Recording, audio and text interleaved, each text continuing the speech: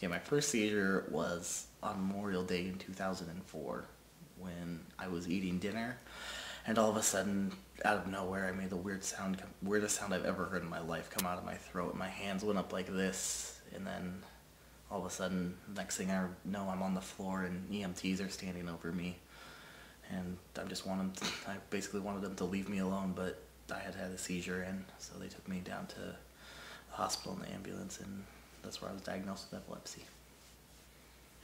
It's affected me in different ways. I mean, for a long time when I was still in high school, it was always in the back of my head because I never wanted to have a seizure in school because it was almost embarrassing. But in other respects, for a long time I wanted to box, and then having epilepsy, that cut that right out. So that was a pretty big blow to me because that was my main plan for a long time, was wanting to box. But having epilepsy and being a disease of the brain, I obviously couldn't be hit in the face, so I had to go to other things, like I found poetry and breakdancing. Started poetry when I was a senior in high school, and it was because of my teacher. She talked me into going down to a poetry reading, and from there I saw a slam flyer, and I began competing in slam poetry. And I placed in many competitions, won many of them, and now I'm competing for the finals team to go to nationals here next couple weeks, June 12th.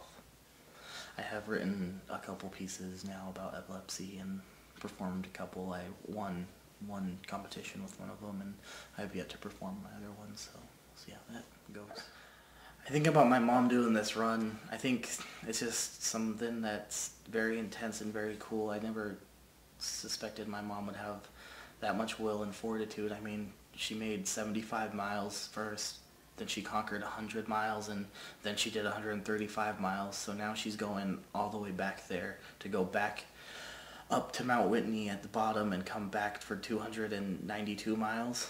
So it's something that just impresses me beyond belief, and she's doing it for me. She's doing it for epilepsy. She's doing it for something that I have had trouble with since I was a sophomore in high school, so it just means the world to me, and I don't think she'll ever realize how much I love her.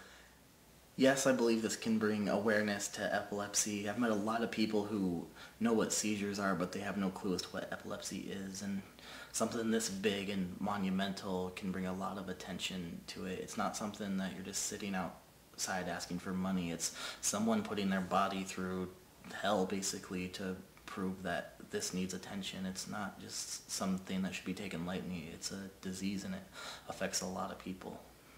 I mean, I could let epilepsy affect my future, but there's just a lot of things that I want to do, and I'm not going to let it stand in my way, basically. It's not something that's the end of my life, so I'm just going to, it's always going to be in my mind, but it's going to be in the back of my mind. It'll be sitting there, but, I'm going to do what I want to do. I'm not going to let it stop me from anything. If I want to go and be a firefighter, then I'm going to go and be a firefighter. If I want to go rock climbing, I'm going to go rock climbing. If I want to do anything, I'm going to let it happen. Just, it's not something that's going to stop me.